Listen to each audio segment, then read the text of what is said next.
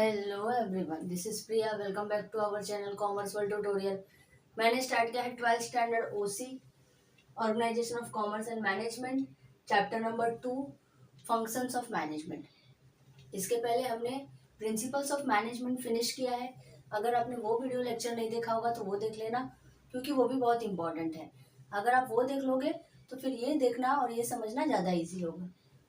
इसमें आज मैं स्टार्ट कर रही हूँ कंट्रोलिंग फंक्शन। इसके पहले के सारे फंक्शंस फिनिश्ड हो गए हैं। अगर आपने वो वीडियो लेक्चर नहीं देखे होंगे तो पहले वो भी देख लेना, क्योंकि जितने भी फंक्शंस हैं ना, सबसे लास्ट में कंट्रोलिंग आता है। तो पहले आगे के फंक्शन सब अच्छे से पढ़ लोगे, देख लोगे, तो इसको समझना और भी इजी हो जाएगा। कंट्रोलिंग, अब कंट्रोलिंग क्या है? कंट्रोलिंग मतलब कंट्रोल करना।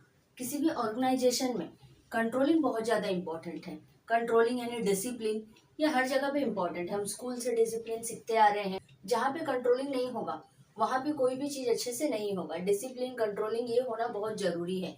अगर किसी ऑर्गेनाइजेशन को सक्सेसफुल करना है तो वहाँ पे कंट्रोलिंग होना चाहिए। अगर कंट्रोलिंग नहीं होगा तो फिर जो स्टाफ है, जो एम्प्लॉयज़ है, वो अच्छे तरीके से काम को नहीं करेंगे। Controlling function is required in all types of organisation.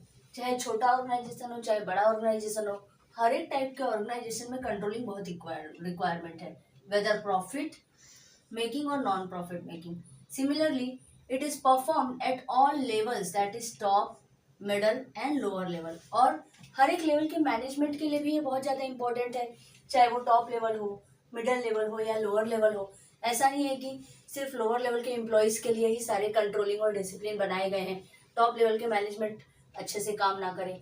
क्योंकि अगर टॉप लेवल के मैनेजमेंट अच्छे से काम नहीं करेंगे तो मिडल और लोअर लेवल के जो हमारे एम्प्लॉयज़ हैं वो भी क्या करेंगे, इसको फॉलो नहीं करेंगे। तो सबसे ज़्यादा इम्पोर्टेंट है कि पहले जो हमारे टॉप लेवल के मैनेजर हैं, वो कंट्रोलिंग सिस्टम को अच्छे से फॉलो करें।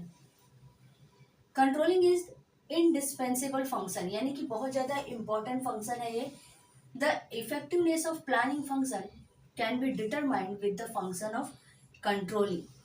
जो हमारा प्लानिंग फंक्शन है, जो हम फर्स्ट स्टेज पे प्लान करते हैं, वो इफेक्टिव कब होगा? जब कंट्रोलिंग सिस्टम अच्छे से होगा, कंट्रोलिंग फंक्शन अच्छे से होगा, तभी जो हमारा प्लानिंग फंक्शन है वो इफेक्टिव होगा। यानी कि हम प्रॉपर कंट्रोल करेंगे तभी जो हमने प्लान किया है वो हम अचीव कर पाएंगे। Planning and controlling are major parts of the management function. और हमारा जो कंट्रोलिंग और प्लानिंग फंक्शन है, यही हमारे मैनेजमेंट फंक्शन का एक मेजर पार्ट्स है। प्लानिंग से स्टार्ट होता है और कंट्रोलिंग पे फिनिश होता है। ये एक हमारा इम्पोर्टेंट पार्ट है। ये भी बहुत ज़्यादा इम्पोर्टेंट है कि हम क्या प्लान कर रहे हैं और हर एक फंक्शन में हमने उसको प्रॉपर तरीके से अचीव किया।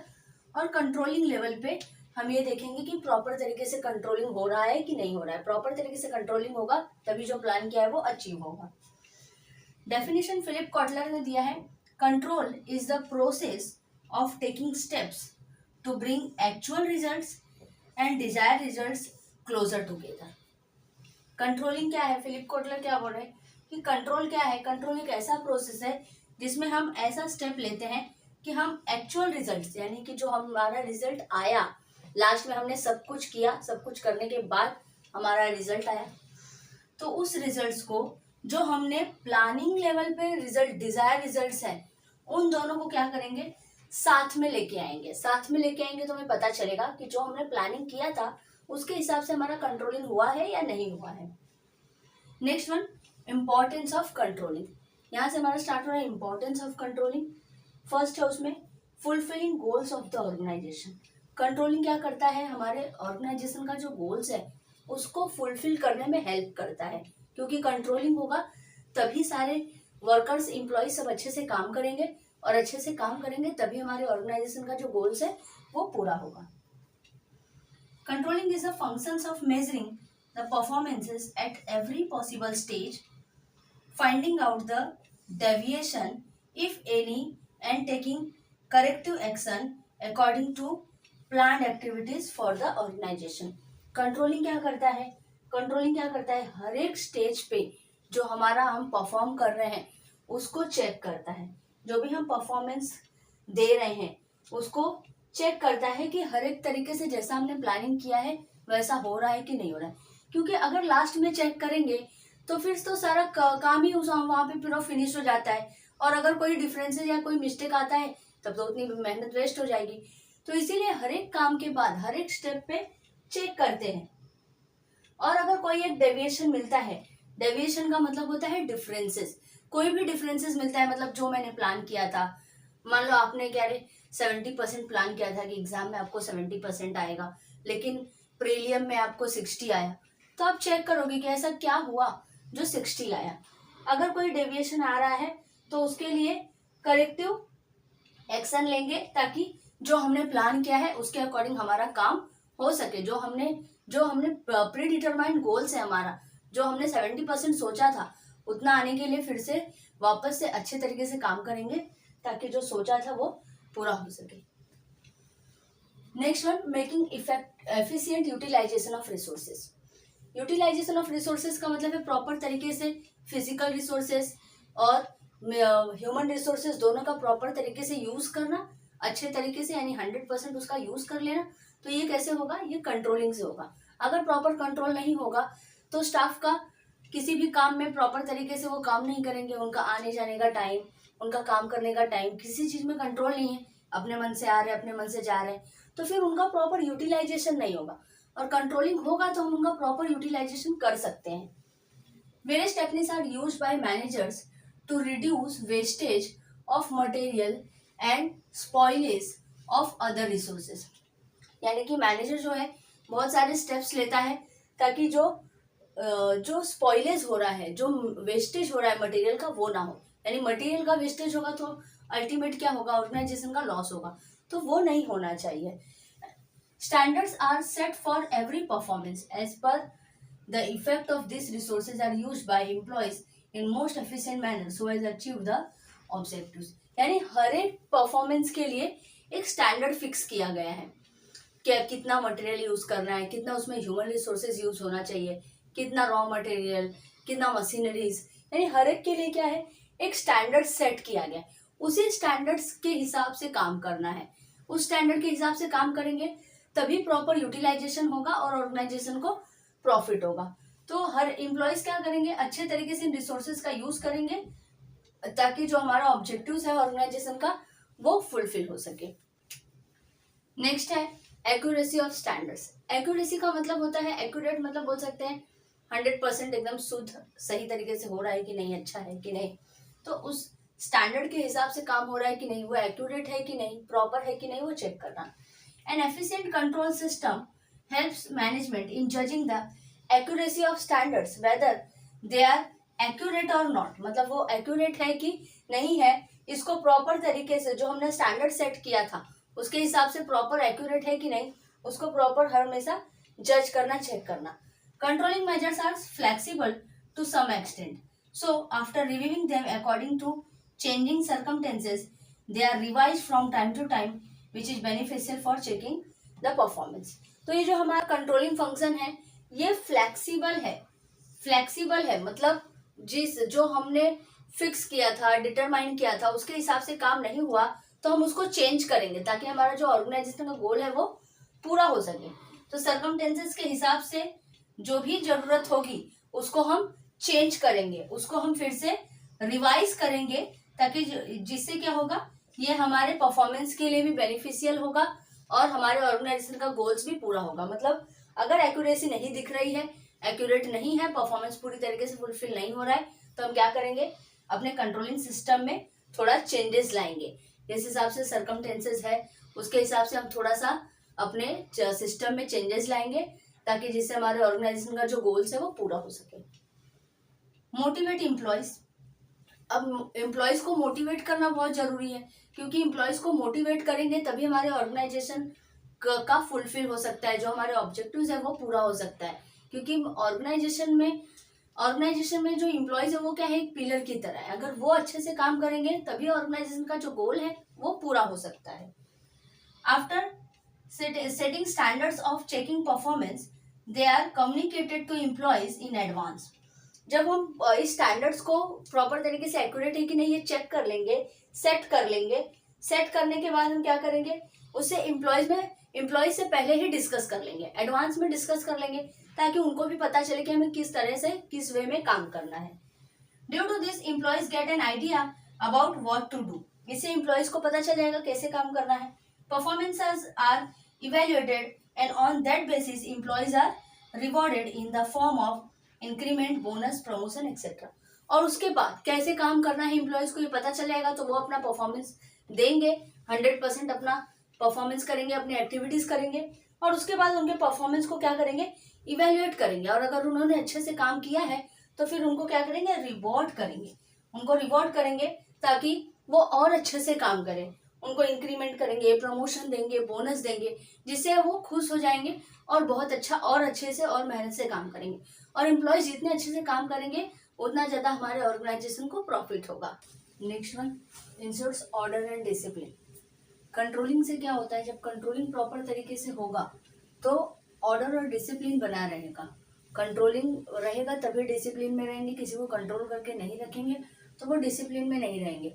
और अगर इम्प्लॉयज हमारे डिसिप्लिन में नहीं रहेंगे, उनका डिसिप्लिन प्रॉपर तरीके से रूल्स एंड रेगुलेशन फॉलो नहीं करेंगे, तो जो हमारे ऑर्गेनाइजेशन का जो गोल्स है, जो हमने डिटरमाइन किया है, वो कभी भी पूरा नहीं होगा। तो उसको पूरा करने के लिए बहुत इंपॉर्टेंट है कि जो डिसिप्लिन बनाया गया है उसको फॉलो किया जाए, उसको मैनेजर भी फॉलो करे, उसको वर्कर्स भी फॉलो करो। और डिसिप्लिन सिर्फ ऐसा नहीं है कि सिर्फ लोअर लेवल के मैनेजमेंट के लिए, डिसिप्लिन सबके लिए है, तो उसको सबको फॉलो करना है।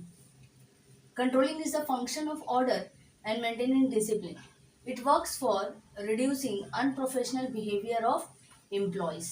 ये क्यों कंट्रोलिंग क्यों किया गया है, ताकि जो अनप्रोफेशनल बिहेवियर है एम्प्लॉयज का उसको प्रॉपर तरीके से कम कर सके, कंट्रोल कर सके। Discipline maintained by continuous checking of performance by superior and preventive action are taken to minimize the gap between actual and standard। ये डिसिप्लिन क्यों किया जाता है, डिसिप्लिन को डिसिप्लिन करने का रीजन क्या है, ताकि जो परफॉर्मेंस दे रहे हैं उसको प्रॉपर तरीके से चेक किया जाए। जो इम्प्लॉयज परफॉर्मेंस दे रहे हैं, एक्टिविटीज कर रहे हैं, उसको टाइम टू टाइम चेक करना है मैनेजर को, सुपीरियर उसको प्रॉपर चेक करे, और चेक करके अगर कोई गैप आ रहा है दोनों के बीच में, यानी कि जो हमारा एक्चुअल है और जो हमने स्टैंडर्ड्स फिक्स किया था उन दोनों के बीच में अगर कोई गैप आ रहा है तो फिर उसके ऊपर करेक्टिव एक्शन लिया जाए, ताकि जो हमारा गोल है वो पूरा हो सके। Next one, facilitate coordination. Control is the function in which the roles and responsibilities of all departmental manager and subordinates are designed clearly। Controlling ऐसा फंक्शन है जिसमें जो भी रोल्स एंड रेगुलेशन है, जो भी रोल्स एंड रिस्पॉन्सिबिलिटीज है हर एक डिपार्टमेंट के, उस सबको प्रॉपरली क्लियरली डिफाइन कर दिया जाता है। कि वो सब प्लानिंग लेवल पे ही हो जाता है कि किसका क्या डिपार्टमेंट है, किसका क्या रोल है, कौन किस जॉब के लिए एकदम परफेक्ट है, उसको उस जॉब पे सेट किया जाता है। इससे क्या होता है, हर एक जो हमारे ऑर्गेनाइजेशन में जो भी डिपार्टमेंट है, जो एम्प्लॉयज हैं, उन सब के बीच में क्या होता है, कोऑर्डिनेशन होता है। क्योंकि कोऑर्डिनेशन होगा तो ही जो हमारे ऑर्गेनाइजेशन का गोल्स है वो हम पूरा कर सकते हैं। Coordination between them helps to find out deviation in their respective department. और अगर कोऑर्डिनेशन होगा तभी एक दूसरे के साथ में कोऑर्डिनेट करके ये पता चलेगा कि किस डिपार्टमेंट के बीच में डेविएशन है। मतलब डेविएशन मतलब क्या, जो भी गैप आ रहा है, जो भी अंतर आ रहा है, डिफरेंसेस आ रहा है, जो हमने स्टैंडर्ड फिक्स किया था और जो एक्चुअल में भी आ रहा है, तो किस डिपार्टमेंट में आ रहा है, कहाँ से प्रॉब्लम हुआ, जो हमने फिक्स किया था गोल्स वो पूरा नहीं हो पाया। तो उसके लिए कोऑर्डिनेशन होना बहुत जरूरी है। कोऑर्डिनेशन होगा तभी हम क्या करेंगे, उस डेविएशन को फाइंड आउट कर पाएंगे। Next one, ensures organisational efficiency and effectiveness.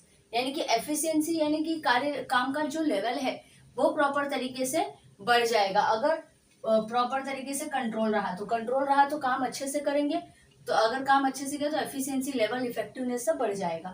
Factors of control include making managers responsible, motivating them for higher performance and achieving departmental coordination. Controlling function क्या करता है, कंट्रोलिंग फंक्शन मैनेजर्स की responsibilities बढ़ा देता है और उनको मोटिवेट करता है, ताकि वो हमारे एम्प्लॉयज को मोटिवेट करे, ताकि वो अपने काम को अच्छे से कर सके, जिससे हमारा जो हायर परफॉर्मेंस है वो हम अचीव कर सकते हैं और हमारे ऑर्गेनाइजेशनल डिपार्टमेंट में प्रॉपर तरीके से कोऑर्डिनेशन बना रहेगा। अगर प्रॉपर तरीके से एफिशिएंसी होती रहेगी, काम अच्छे से होता रहेगा, तो कोऑर्डिनेशन भी बना रहेगा। Next one, builds good corporate image. अगर कंट्रोलिंग सिस्टम अच्छा होगा, काम अच्छे से होगा, जो भी हमने स्टैंडर्ड फिक्स किया था उसके हिसाब से हमारा एक्चुअल काम होगा, तो इससे क्या होगा, मार्केट में एक गुडविल, गुड इमेज बना रहेगा। Controlling function helps to improve overall performance of the organisation. Minimum deviation is predetermined standard and actual performance results into the progress of business. और अगर जो भी हमने प्री डिटरमाइंड स्टैंडर्ड फिक्स किया था उसमें मिनिमम डेविएशन आएगा, यानी मिनिमम फर्क आएगा, और जो हम एक्चुअल परफॉर्मेंस कर रहे हैं तो इससे क्या होगा, जो हमारे ऑर्गेनाइजेशन का गोल्स है वो पूरा होगा, यानी हमारा बिजनेस ग्रोथ होगा, प्रोग्रेस होगा। It can be achieve with the help of proper control, और ये तभी हो सकता है जब प्रॉपर तरीके से कंट्रोल होगा, और कंट्रोल होगा जब बिजनेस ग्रोथ होगा, जो हमने फिक्स किया है उसके हिसाब से काम होगा, तो फिर मार्केट में एक गुड इमेज होगा। Next one, act as guide.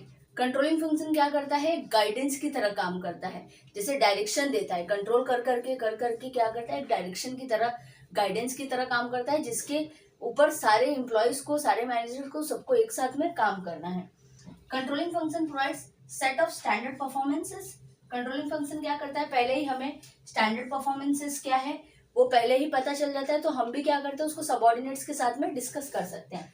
Managers as well as subordinates works according to it, और जो हमारे मैनेजर्स हैं और सबऑर्डिनेट्स हैं उन दोनों को इस स्टैंडर्ड के हिसाब से ही कंप्लीट करना है, यानी आपको एक टारगेट दे दिया गया, उस टारगेट को पूरा करना है तो उसके अकॉर्डिंग काम करना है। They can take help of this standards and can achieve desire results. जो हमारे मैनेजर्स हैं, जो हमारे सबऑर्डिनेट्स हैं, वो क्या करेंगे, इस स्टैंडर्ड से हेल्प लेंगे ताकि जो टारगेट है वो पूरा करने में हेल्प मिल सके, और उसके हिसाब से जो हमारे ऑर्गेनाइजेशन का गोल्स है उसको अचीव करेंगे, जो हमारा डिजायर रिजल्ट्स है उसको पा सकेंगे। उसके लिए ये कंट्रोलिंग फंक्शन क्या करता है, गाइडेंस की तरह काम करता है, पहले ही क्या करता है, स्टैंडर्ड फिक्स कर देता है, उसके अकॉर्डिंग सब लोग काम करते हैं, जिससे हमारे ऑर्गेनाइजेशन का जो गोल्स है वो पूरा होता है। तो यहाँ पे आपका फिनिश हुआ है कंट्रोलिंग फंक्शन। आई होप कि आपको समझ में आया होगा तो लाइक, सब्सक्राइब, शेयर करना ना भूलना। Thank you.